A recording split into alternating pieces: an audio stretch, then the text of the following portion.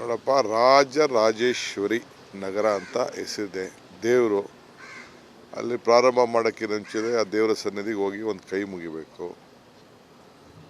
So ನನಗೆ ನಂಬಿಕೆ ಇದೆ,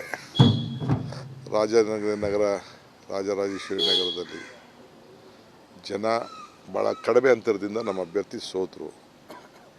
ಈಗ ಒಂದು ದೊಡ್ಡ ಬದಲಾವಣೆ ಮಾಡಲಿಕ್ಕೆ ಹೊರಟಿದ್ದೇವೆ. ಅವರು ಅನೇಕ ಸಮಸ್ಯೆಗಳನ್ನು ಬಗೆಹರಿಸಲಿಕ್ಕೆ ಹೊರಟಿದ್ದೇವೆ. ಜನಕ್ಕೆ ಅರ್ಥ ಆಗಿದೆ. ಡಿ ಕೆ ಸುರೇಶ್ ಅವರು ಕೊರೋನಾ ಸಂದರ್ಭದಲ್ಲಿ ಮಾಡಿದಂಥ ಕಾರ್ಯಕ್ರಮ ಬಹುಶಃ ಈ ದೇಶದ ಯಾವುದೇ ಪಾರ್ಲಿಮೆಂಟ್ ಮೆಂಬರ್ ಇಲ್ಲ ಯಾವುದೇ ನಾಯಕರು ಯಾರು ಕೂಡ ಅವರು ತೋರಿಸಂಥ ಹೃದಯವಂತಿಕೆ, ಶ್ರಮ, ಆಮೇಲೆ ಮಾನವೀಯತೆ, ನನ್ನ ತಮ್ಮ ಅನ್ನೋದು ಒಂದು ಕಡೆ ಸೈಡ್ಗಿಡಿ. You go to the flash back.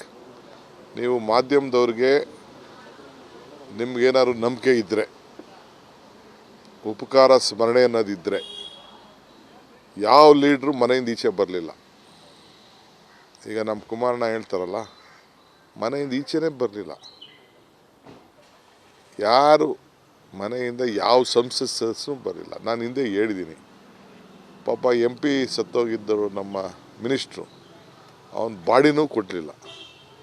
ಆದರೆ ಡಿ ಕೆ ಸುರೇಶ್ ಅವರು ಹೋಗಿ ಹಾಸ್ಪಿಟ್ಲಿಗೆ ಹೋಗಿ ಭೇಟಿ ಮಾಡಿ ಔಷಧಿ ಕೊಡಿಸೋದಲ್ಲದೆ, ಸ್ಯಾನಿಟೈಸರ್ ಕೊಡಿಸೋದಲ್ಲದೆ, ಪ್ರತಿ ಮನೆಗೂ ಕೂಡ ಔಷಧಿನ ಟ್ಯಾಬ್ಲೆಟ್ನ ಹಂಚಿದ್ದಾರೆ.